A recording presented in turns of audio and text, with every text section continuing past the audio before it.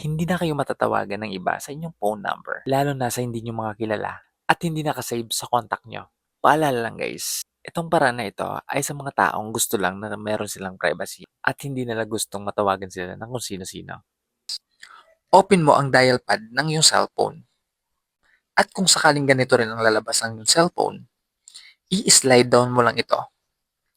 At makikita nyo dito ang 3 dots sa taas. I-click mo yan.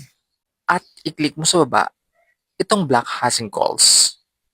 At dito ay makikita nyo na ang block all unfamiliar incoming calls. At dapat po natin itong i-turn on.